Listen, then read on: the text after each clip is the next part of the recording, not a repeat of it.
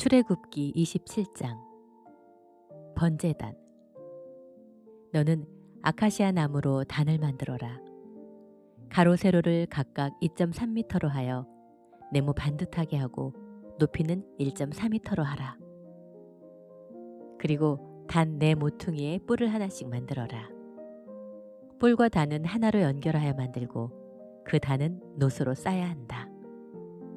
또 재를 담는 통과 부삽과 피를 담는 그릇과 고기 갈고리와 불 옮기는 그릇을 다 노수로 만들어라. 노수로 단에 쓸 그물을 만들고 그물 네 모퉁이에 놋고리를 만들어 그 그물을 단의 아래 언저리 밑에 놓아 그것이 단의 절반 높이로 올라오게 하라. 그리고 아카시아 나무로 단의 운반체를 만들어 노수로 싸고 단의 양쪽 꼬리에 그 채를 꿰어 단을 운반할 수 있게 하라. 그 단은 내가 산에서 너에게 보여준 양식에 따라 널빤지로 속이 비게 만들어야 한다. 성막 뜰. 너는 고운 모시 포장을 둘러 성막 뜰을 만들어라. 남쪽에는 포장 길이를 45미터로 하고 20개의 기둥을 만들어 세워라. 그 기둥의 받침은 노수로 만들고 기둥 갈고리와 가로대는 은으로 만들어야 한다. 맞은편인 북쪽에도 이와 똑같이 만들고 서쪽에는 포장 길이를 22.5미터로 하고 10개의 기둥을 10개의 놋받침 위에 세워라. 그리고 출입구를 낼 뜰 동쪽 길이도 22.5미터로 하라. 출입구 양쪽에는 각각 3개의 기둥과 받침으로 6.8미터 길이의 포장을 쳐라. 그리고 뜰 출입구는 청색, 자색, 홍색 실과 가늘게 꼰 배실로 술을 놓아 짠 9미터 길이의 막으로 만들어라. 이 출입구는 4개의 기둥과 4개의 받침으로 만들어야 한다. 뜰 사면의 모든 기둥은 은 갈고리와 은 가로대로 연결하고 그 기둥 받침은 노수로 만들어라. 성막 뜰의 길이는 45미터고 너비는 22.5미터며 포장의 높이는 2.3미터이다. 성막 뜰의 포장은 고운 모시로 만들고 기둥 받침은 노수로 만들며 성막에서 쓰는 모든 기구와 성막 말뚝과 포장의 말뚝도 다 노수로 만들어라. 등불 관리. 너는 이스라엘 백성에게 감람을 찧어 만든 맑은 기름을 가져오게 하여 등불을 계속 켜두어라. 아론과 그의 아들들은 성막 안, 곧 법궤 앞에 있는 휘장 밖에서 등불을 켜야 하며 저녁부터 다음날 아침까지 그 불이 나 여호와 앞에서 꺼지지 않도록 계속 살펴야 한다. 이것은 이스라엘 백성이 대대로 지켜야 할 불변의 규정이다. 요한복음 6장. 하늘에서 온 빵. 그 후 예수님은 디베랴, 바다라고도 하는 갈릴리 바다 건너편으로 가셨다. 그러자 많은 군중이 병든 사람을 고치는 기적을 보고 예수님을 따랐다. 예수님은 산으로 올라가 제자들과 함께 앉으셨다. 마침 유대인의 명절인 유월절이 다가왔다. 예수님은 수많은 군중이 자기에게 몰려오는 것을 보시고 빌립에게 이 사람들을 먹일 만한 빵을 우리가 어디서 살 수 있겠느냐 하고 물으셨다. 사실 예수님은 하실 일을 미리 다 알고 계시면서도 빌립의 마음을 보려고 이렇게 물으신 것이다. 빌립은 예수님께 한 사람에게 조금씩 나눠준다고 해도 200데나리온어치의 빵으로 부족할 것입니다 하고 대답했다. 이때 예수님의 제자인 시몬 베드로의 동생 안드레가 예수님께 이렇게 여쭈었다. 여기에 보리빵 5개와 작은 물고기 2마리를 가진 어린이가 있습니다. 그러나 그것을 가지고 어떻게 이 많은 사람을 먹일 수가 있겠습니까? 그러자 예수님이 그들에게 사람들을 앉게 하라 하고 말씀하셨다. 그곳에는 풀이 많아 사람들이 앉았는데 그 수는 약 5천 명쯤 되었다. 예수님은 그 빵을 받아들고 감사기도를 드리신 다음 앉은 사람들에게 원하는 대로 나눠주시고 또 물고기도 그렇게 하셨다. 사람들이 모두 실컷 먹었을 때 예수님이 제자들에게 남은 조각을 거두고 버리는 것이 없게 하라 하고 말씀하셨다. 그래서 제자들이 남은 조각을 거둬보니 보리빵 5개로 먹고 남은 부스러기가 12광줄이나 되었다. 예수님이 베푸신 이 기적을 보고 사람들은 이분이야말로 세상에 오실 바로 그 예언자시다 하고 외쳤다. 예수님은 그들이 강제로 자기를 잡아 그들의 왕을 삼으려 한다는 것을 아시고 혼자서 다시 산으로 올라가셨다. 날이 저물자 제자들은 바닷가로 내려가 배를 타고 건너편 가버나움을 향해 떠났다. 날이 이미 어두워졌는데도 예수님은 아직 제자들에게 돌아오시지 않았다. 그때 강한 바람이 불어 파도가 일어나기 시작했다. 제자들이 배를 저어 4-5km쯤 갔을 때 예수님이 바다 위로 걸어오셨다. 배로 가까이 오시는 예수님을 보고 제자들이 무서워하자 예수님은 그들에게 나다, 무서워하지 말아라 하고 말씀하셨다. 그래서 제자들은 기뻐하며 예수님을 배에 모셔드렸다. 배는 곧 그들이 가려던 곳에 다다랐다. 이튿날 바다 건너편에 남아있던 군중들은 한 척밖에 없던 배로 예수님은 타시지 않고 제자들만 타고 떠난 것을 알게 되었다. 그러나 디베라에서 다른 배가 몇 척 왔는데 상륙 장소는 주님이 감사기도를 드리신 후에 군중들이 빵을 먹던 곳에서 가까운 곳이었다. 군중들은 거기에 예수님도 제자도 없는 것을 보고 배를 타고 예수님을 찾아 가버나움으로 떠났다. 그들은 바다 건너편에서 예수님을 만나 물었다.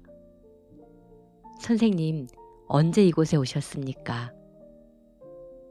내가 너희에게 분명히 말하지만 너희가 나를 찾아온 것은 기적을 보았기 때문이 아니라 빵을 실컷 먹었기 때문이다. 썩어 없어지는 양식을 위해 일하지 말고 영원한 생명을 누릴 때까지 있는 양식을 위해 일하라. 이것이 내가 너희에게 줄 양식이다. 하나님 아버지께서는 나를 인정한다는 도장을 찍어주셨다. 우리가 하나님의 일을 하려면 무엇을 해야 합니까? 하나님이 보내신 자를 믿는 것이 하나님의 일이다. 그렇다면 우리가 보고 당신을 믿을 수 있도록 당신이 보여줄 만한 기적이 무엇입니까? 당신이 무슨 일을 하겠느냐는 말입니다. 모세가 하늘에서 양식을 내려 그들을 먹였다는 성경 말씀대로 우리 조상들은 광야에서 만나를 먹었습니다. 내가 분명히 말하지만 하늘에서 양식을 내려 너희에게 준 것은 모세가 아니다. 오직 너희에게 하늘에 참된 양식을 주시는 분은 내 아버지이시다. 하나님의 양식은 하늘에서 내려온 자가 세상에 생명을 주는 바로 그것이다. 주님, 그런 양식을 항상 우리에게 주시옵소서. 그때 예수님은 그들에게 이렇게 말씀하셨다. 내가 바로 생명의 빵이다. 내게 오는 사람은 굶주리지 않을 것이며 나를 믿는 사람은 절대로 목마르지 않을 것이다.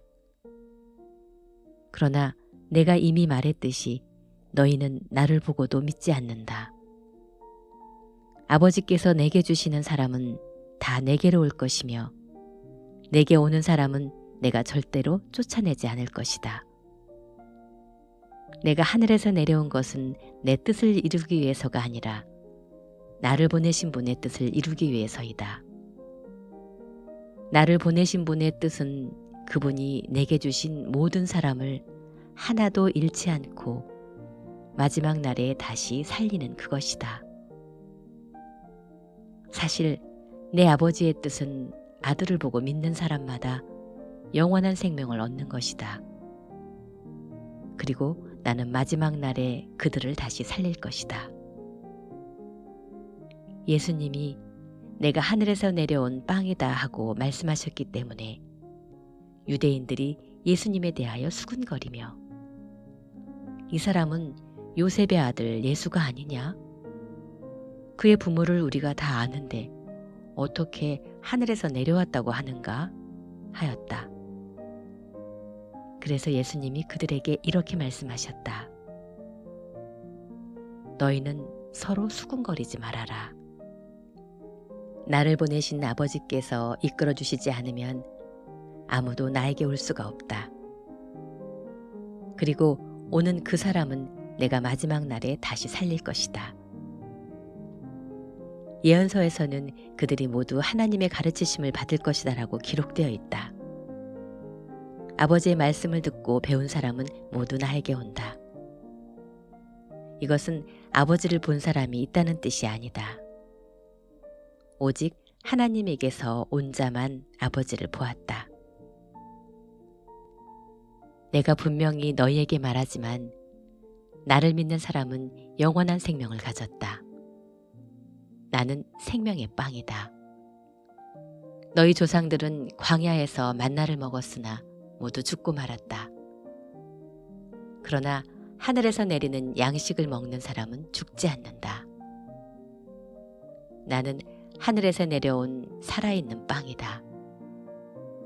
누구든지 이 빵을 먹는 사람은 영원히 살 것이다. 이 빵은 곧 세상의 생명을 위해 주는 내 살이다. 그러자 유대인들은 이 사람이 어떻게 자기 살을 먹으라고 우리에게 줄 수 있겠는가 하고 서로 논쟁하기 시작했다. 그래서 예수님은 그들에게 다시 말씀하셨다. 내가 분명히 너희에게 말하지만 나의 살을 먹지 않고 나의 피를 마시지 않으면 너희 안에 생명이 없다. 누구든지 내 살을 먹고 내 피를 마시는 사람은 영원한 생명을 가졌다. 그래서 나는 마지막 날에 그를 다시 살릴 것이다. 그것은 내 살이 참된 양식이며 내 피는 참된 음료이기 때문이다. 내 살을 먹고 내 피를 마시는 사람은 내 안에 살고 나도 그 사람 안에 산다. 살아계신 아버지께서 나를 보내셔서 내가 아버지 때문에 사는 것과 마찬가지로 나를 먹는 사람도 나 때문에 살 것이다.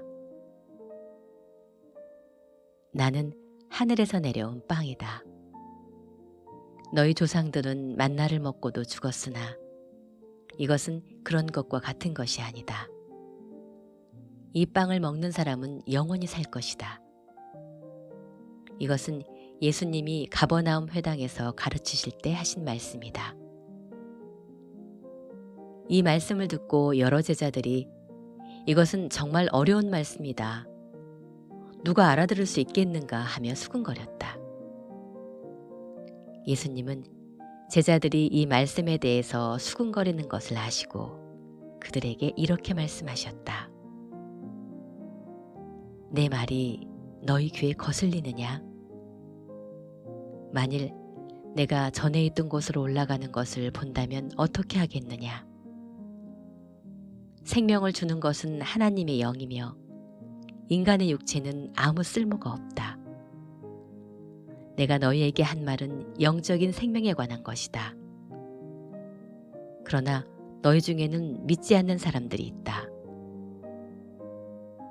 예수님은 믿지 않는 사람은 누구며 자기를 팔아넘길 사람이 누군지 처음부터 알고 계셨다. 그러고서 예수님은 덧붙여 말씀하셨다. 그러므로 내가 너희에게 아버지께서 오게 해주시지 않으면 아무도 나에게 올 수 없다고 이미 말하였다. 이 말씀을 듣고 많은 제자들이 예수님을 떠나고 다시는 그와 함께 다니지 않았다. 그래서 예수님이 12제자에게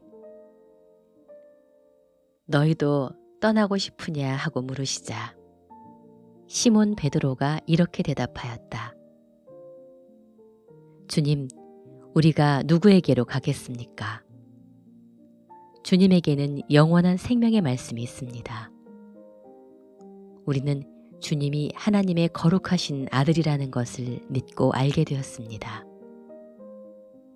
그때 예수님은 내가 너희 12를 선택하지 않았느냐? 그러나 너희 가운데 한 사람은 마귀다라고 말씀하셨다. 이것은 가롯 사람 시몬의 아들 유다를 가리켜 하신 말씀이었다. 그는 비록 12제자 중에 하나였으나 예수님을 팔아넘길 사람이었다. 잠언 3장 젊은이들에게 주는 교훈. 내 아들아, 나의 가르침을 잊지 말고 내 명령을 정성껏 지켜라.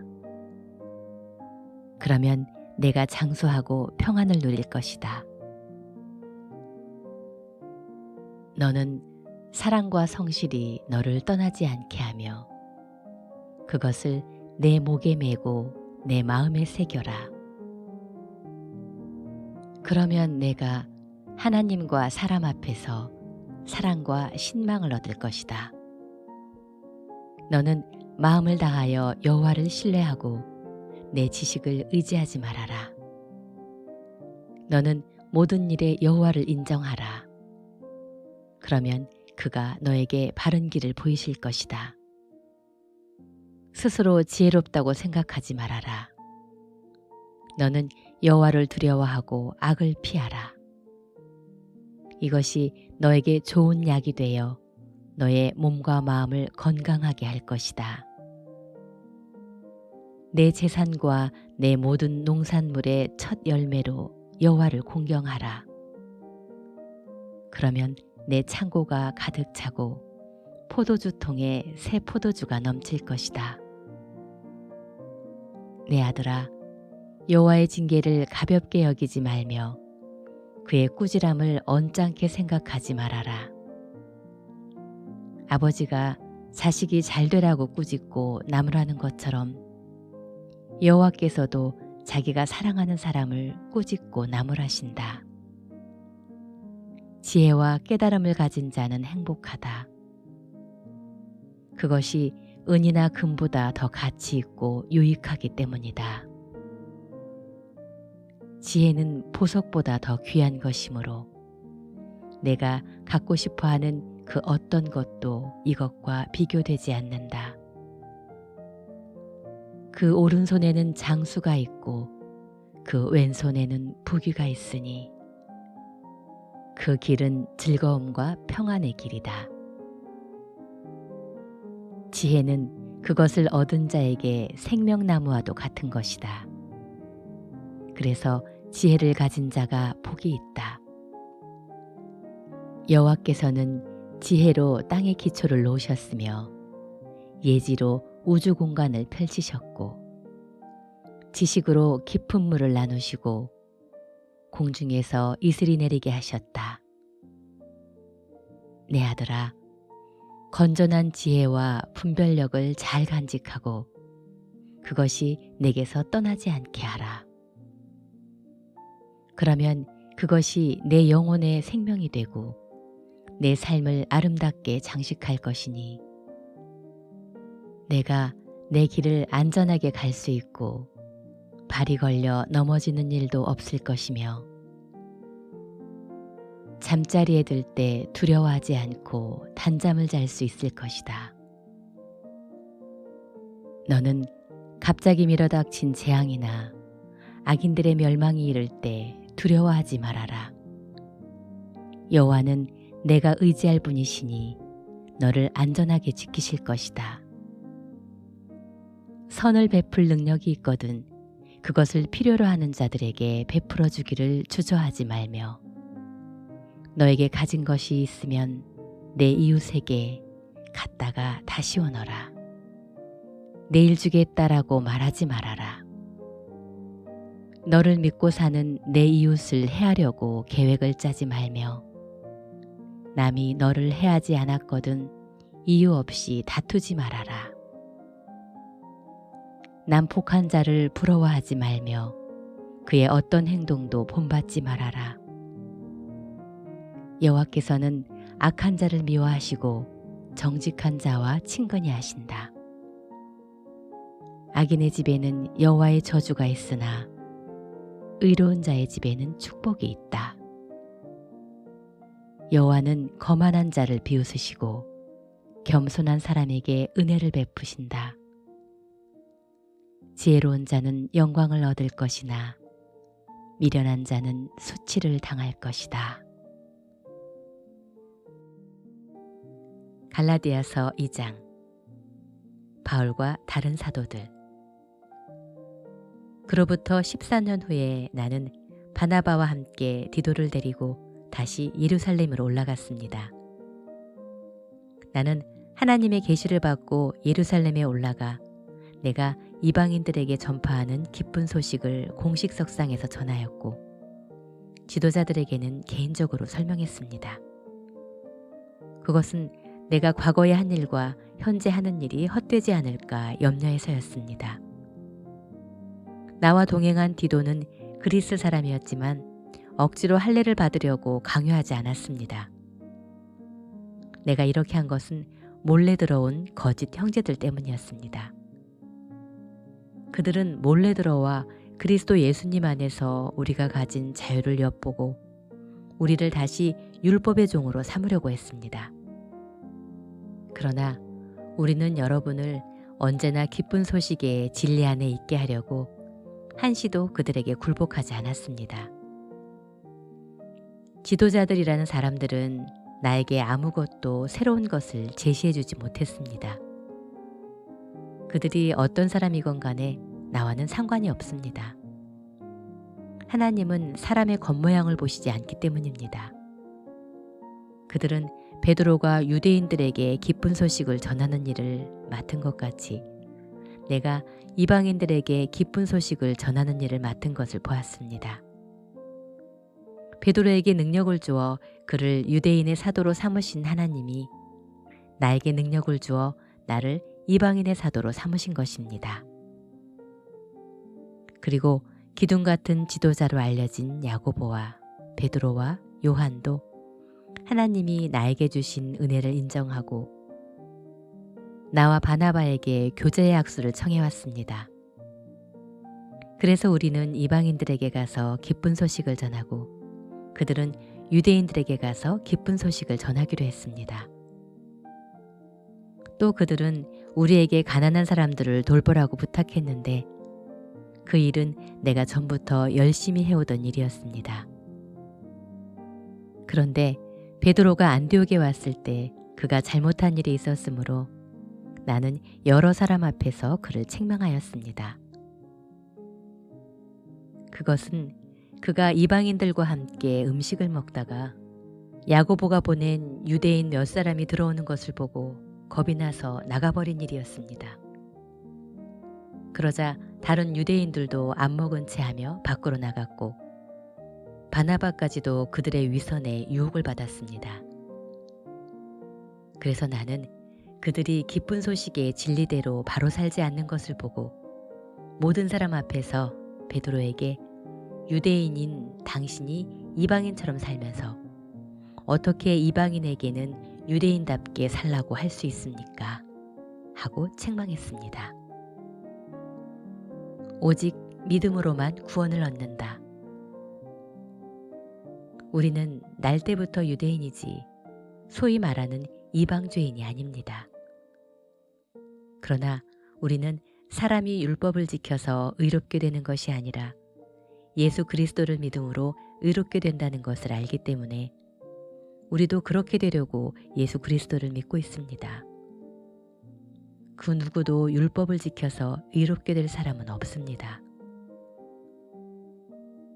만일 우리가 그리스도 안에서 의롭게 되려고 하다가 우리 자신이 죄인으로 판명되면 그리스도께서 죄를 짓게 하시는 분이라고 할 수 있습니까?